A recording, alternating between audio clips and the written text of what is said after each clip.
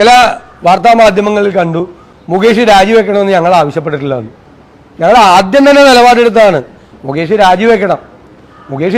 തീരുമാനം എടുക്കേണ്ടത് ആരാന്നാണ്. തീരുമാനം എടുക്കേണ്ടത് മുകേഷ് പ്രതിനിധാനം ചെയ്യുന്ന പാർട്ടിയായ CPM ആണ്.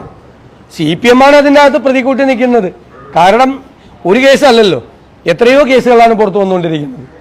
മാത്രമല്ല അതിനു മുമ്പ് ഇപ്പോഴത്തെ ആരോഗ്യവകുപ്പ് മന്ത്രി അദ്ദേഹത്തിൻ്റെ സഹധർമ്മിണിയുമായിട്ട് നേരത്തെ നടത്തിയ ഇന്റർവ്യൂവിലെ വിവരങ്ങൾ കൂടി ഇപ്പോൾ ചർച്ചയായിരിക്കുന്നു. അതെല്ലാം കണ്ടുകൊണ്ട് ഒരു പാർട്ടിയല്ലേ CPM തീരുമാനം എടുക്കട്ടെ എന്നാണ് ഞാൻ പറഞ്ഞത്. ഞാൻ മുകേഷ് രാജിവെക്കേണ്ട എന്ന് പറഞ്ഞെന്നുള്ള രീതിയിലുള്ള വാർത്തകൾ വരുന്നു. ഒരിക്കലും പറഞ്ഞിട്ടില്ല. ഞങ്ങളുടെ സമരങ്ങൾ നടക്കുകയല്ലേ, മഹിളാ കോൺഗ്രസ് ഉൾപ്പെടെയുള്ള സംഘടനകൾ സമരങ്ങൾ നടത്തുകയാണ് മുകേഷ് രാജിവെക്കണം എന്ന് ആവശ്യപ്പെട്ടുകൊണ്ട്. മുകേഷ് രാജിവെക്കുന്നതാണ് ഏറ്റവും ഉചിതമായ തീരുമാനം. ആ വാക്കാണ് ഞങ്ങൾ പറഞ്ഞത്. രഞ്ജിത്തിന്റെ വിഷയം വന്നപ്പോഴും രഞ്ജിത്ത് രാജിവെക്കും എന്നാണ് കരുതുന്നത്, രാജിവെക്കുന്നതാണ് ഉചിതം എന്നാണ് കരുതുന്നത്. ഇപ്പം മുകേഷും രാജിവെക്കുന്നില്ല, പാർട്ടിയും അതിന് സമ്മതിക്കുന്നില്ല എന്നുള്ള വാർത്തകൾ പുറത്തു വരുന്നു. അതുകൊണ്ടാണ് ഇപ്പോൾ CPM ജനങ്ങളുടെ മുമ്പിൽ പ്രതികൂട്ടി നിൽക്കുകയാണ്. നിരന്തരമായി ഇത്തരം ആരോപണങ്ങൾ വരുന്ന ഒരാൾക്ക് പൂർണ്ണമായ സംരക്ഷണം പാർട്ടി കൊടുക്കുകയാണ്. അത് എന്ത് മെസ്സേജാണ് അത് നൽകുന്നത്? മാത്രമല്ല അദ്ദേഹം സിനിമാ നയരൂപീകരണ കമ്മിറ്റിയിലെ അംഗമാണ്.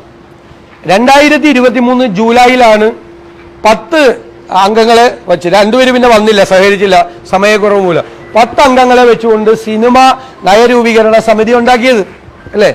2 മാസത്തിനകം റിപ്പോർട്ട് കൊടുക്കണമെന്നാണ് പറഞ്ഞത്. മുകേഷ് അടക്കമുള്ള ആളുകൾ അതിൻ്റെ അകത്തുണ്ട്. എന്നിട്ട് അവരോട് പറഞ്ഞത് ഹേമ കമ്മിറ്റി റിപ്പോർട്ട് പഠിച്ചിട്ട് ശുപാർശകൾ കൊടുക്കണമെന്നാണ്. അപ്പോൾ ഈ മുകേഷ് അടക്കമുള്ള ആളുകൾ ഹേമ കമ്മിറ്റി റിപ്പോർട്ട് വായിച്ചിട്ടുണ്ട്. അത് വളരെ അത്ഭുതപ്പെടുന്ന കാര്യമാണ്. കാരണം ഗവൺമെന്റിന്റെ ഏറ്റവും വലിയ പ്രതിരോധം എന്താ? ഇത് പുറത്തു കൊടുക്കാൻ പാടില്ല എന്ന് ഹേമ കമ്മിറ്റി പറഞ്ഞു അല്ലേ, എന്നാണ് മുഖ്യമന്ത്രി പറഞ്ഞത്. പക്ഷേ ഈ 2023 ജൂലൈയിൽ സിനിമാ നയ രൂപീകരണ കമ്മിറ്റി ഉണ്ടാക്കിയപ്പോൾ ആ കമ്മിറ്റിക്ക് കൊടുത്ത ഒരു നിർദ്ദേശം ഹേമ കമ്മിറ്റി റിപ്പോർട്ട് പഠിച്ച് സിനിമാ നയം ഉണ്ടാക്കണമെന്നാണ്. അപ്പൊ ഹേമ കമ്മിറ്റി റിപ്പോർട്ട് വായിക്കാതെ ഹേമ കമ്മിറ്റി റിപ്പോർട്ട് പഠിച്ച് സിനിമാ നയം ഉണ്ടാക്കാൻ പറ്റും? അപ്പൊ മുകേഷ് അടക്കമുള്ള 8 അംഗങ്ങൾ ഹേമ കമ്മിറ്റി റിപ്പോർട്ട് വായിച്ചിട്ടുണ്ട്, രഹസ്യം ആണ് എന്ന് പറയുന്ന ആള്.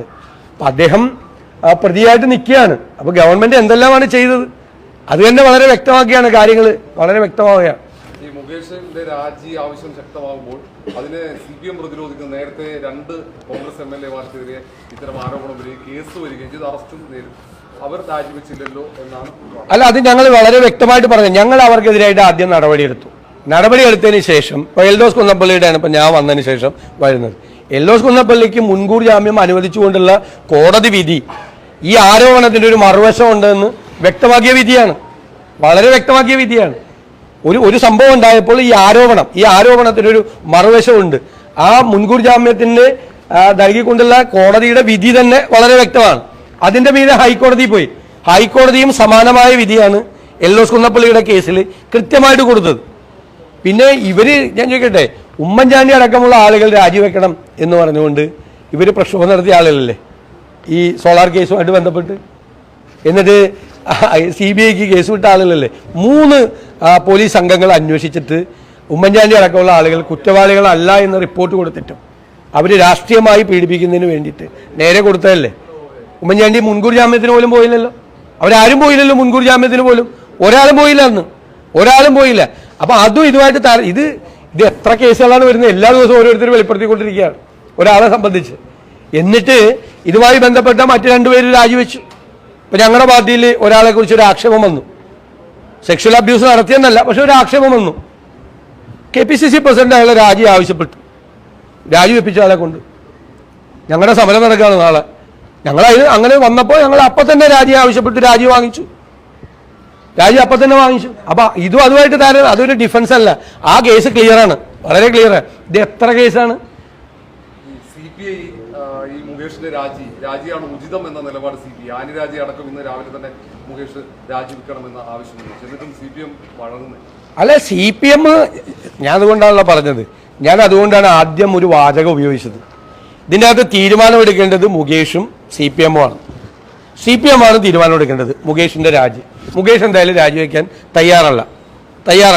അപ്പൊ CPM ആണ് എടുക്കേണ്ടത് തീരുമാനം. CPM ഇപ്പൊ പ്രതികൂട്ടി നിൽക്കുകയാണ് ഈ കാര്യത്തിൽ.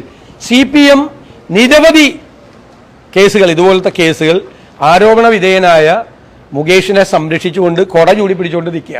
ചേർത്ത് പിടിച്ചുകൊണ്ട് നിൽക്കുക, ഒരു നടപടി എടുക്കില്ല എന്ന് പറഞ്ഞു. അപ്പോൾ ആ CPM-ന്റെ മുഖമാണ്. അതുകൊണ്ടാണ് ഞാൻ ബുദ്ധിപൂർവ്വം തന്നെയാണ് ആദ്യം പറഞ്ഞത് CPM തീരുമാനിക്കട്ടെ എന്ന്. CPM തീരുമാനിക്കുന്നില്ല എന്ന് മാത്രമല്ല, ഘടകകക്ഷികളിൽ നിന്ന് പോലും ആവശ്യം വന്നിട്ടും CPM ഈ ആളെ സംരക്ഷിക്കുക. അതാണ് ഈ ഞങ്ങളുടെ പ്രധാനപ്പെട്ട ഡിമാൻഡ് എന്താ? ഹേമ കമ്മിറ്റി റിപ്പോർട്ടിലെ വെളിപ്പെടുത്തലിനെ ആധാരമാക്കി അന്വേഷണം നടത്തി കേസെടുക്കണമെന്നാണ്. അതുമ്പോൾ തൊടുന്നില്ല CPM. എന്തുകൊണ്ടാണ് CPM-ന് ഒരുപാട് ആളുകളെ സംരക്ഷിക്കാനുണ്ട്. ഇതിൻ്റെ അകത്ത് ഒരുപാട് ആളുകളെ സംരക്ഷിക്കാനുണ്ട്. പറഞ്ഞല്ലോ, കുറ്റകൃത്യങ്ങളുടെ പരമ്പര നടന്നു എന്ന് ബോധ്യപ്പെട്ടിട്ടും നിയമ സംവിധാനങ്ങളെയും നിയമവ്യവസ്ഥകളെയും ലംഘിച്ചുകൊണ്ട് 4.5 കൊല്ലം ഇത് പൂഴ്ത്തിവെച്ചു. ഇപ്പോഴും അന്വേഷണം നടത്തില്ല. ഹേമ കമ്മിറ്റി റിപ്പോർട്ടിലെ വെളിപ്പെടുത്തലിനെ പറ്റി അന്വേഷണം നടത്തില്ല. ഇനി ഹേമ കമ്മിറ്റി റിപ്പോർട്ട് വന്നതിന് ശേഷം വന്ന അഭിമുഖങ്ങളിലും സ്റ്റേറ്റ്മെന്റിലെയും കുറിച്ചാണ് ഇപ്പോൾ ഒരു ടീം അന്വേഷിക്കുന്നത്. അത് ഗുരുതരമായ ആരോപണങ്ങൾ മുകേഷ് ഉൾപ്പെടെയുള്ള ആളുകൾക്ക് വന്നു. അപ്പോഴും രാജിവെക്കണ്ട എന്ന് പറഞ്ഞ് മുകേഷിനെ ചേർത്ത് പിടിച്ച് കൊടചൂടി നിൽക്കുന്ന, തണൽ കൊടുത്ത് CPM നിൽക്കുന്ന ചിത്രമാണ് ജനങ്ങളുടെ മുമ്പിൽ. ഇപ്പൊ CPM എക്സ്പോസ്ഡായി. ഞാൻ പറഞ്ഞ കറക്റ്റ് അല്ലേ? CPM ആണ് തീരുമാനം എടുക്കേണ്ടത്. അവർ തീരുമാനം എടുക്കുന്നത് നോക്കാം. പറഞ്ഞത് ശരിയായില്ലേ? ഈ ഹേമ കമ്മിറ്റി റിപ്പോർട്ടിൽ ആദ്യം ഒരു അന്വേഷണം വേണമെന്ന്, പ്രത്യേക സംഘത്തിന് രൂപം നൽകണമെന്ന ആവശ്യം അങ്ങാണ് ഉയർത്തിയത്. അത് ആവശ്യപ്പെട്ടുകൊണ്ട് മുഖ്യമന്ത്രി കത്ത് നൽകി. ആ കത്തിൽ എന്തെങ്കിലും മറുപടി? ഒരു മറുപടിയും കിട്ടിയിട്ടില്ല എന്ന് മാത്രമല്ല, നമ്മൾ ആദ്യം ആവശ്യപ്പെട്ട എന്താ? FIR എടുത്ത് അന്വേഷിക്കണം എന്നല്ല പറഞ്ഞത്. അന്വേഷണം നടത്തി വനിതാ IPS ഉദ്യോഗസ്ഥരുടെ നേതൃത്വത്തിലുള്ള ഒരു ടീം കോൺസ്റ്റിറ്റ്യൂട്ട് ചെയ്ത് അന്വേഷിക്കണമെന്ന് Day 1 നമ്മൾ പറഞ്ഞു. ഇപ്പം ഇവരെന്താ ചെയ്തത്? ഈ അന്വേഷണ സംഘം ഹേമ കമ്മിറ്റി റിപ്പോർട്ട് എന്നുള്ള വാക്കുപോലും മുഖ്യമന്ത്രിയുടെ ഓഫീസിൽ നിന്ന് വന്ന പത്രക്കുറിപ്പിലില്ല. പറഞ്ഞിരിക്കുന്നത് അതിനുശേഷം വന്ന അഭിമുഖങ്ങളും പ്രസ്താവനകളെ സംബന്ധിച്ച് അന്വേഷിക്കാനാണ്. അപ്പൊ ഹേമ കമ്മിറ്റി റിപ്പോർട്ടിലെ വെളിപ്പെടുത്തലുകൾ തൊടില്ല എന്ന തീരുമാനമാണ് ഗവൺമെന്റ് എടുത്തിരിക്കുന്നത്. അതാണ് ഗവൺമെന്റിനെ പ്രതിക്കൂട്ടിൽ നിർത്തുന്ന ഏറ്റവും പ്രധാനപ്പെട്ട കാര്യം. ഗവൺമെന്റ് ആരെ സംരക്ഷിക്കാൻ വേണ്ടിയാണ്? ഇരകളുടെ പേര് വെളിപ്പെടുത്തരുന്നേ സുപ്രീം കോടതി പറഞ്ഞിട്ടുള്ളൂ. ആരോപണ വിധേയരായ ആളുകളുടെ പേരുകൾ പോലും പുറത്തു വരാതിരിക്കാൻ വേണ്ടി 4.5 കൊല്ലമായിട്ട് പെടാപ്പാടുകയാണ്. വിവരാവകാശ കമ്മീഷണർ കൊടുത്ത റെസ്ട്രിക്ഷൻ ഉണ്ട്, നിയന്ത്രണം. അതിൻ്റെ അകത്ത് പെടുത്താത്ത പേജുകൾ പോലും സർക്കാർ മാറ്റി. നിങ്ങൾക്കറിയാമല്ലോ, 4 പേജ് 49 പോലെ 53 വരെയുള്ള പേജ് മാറ്റി.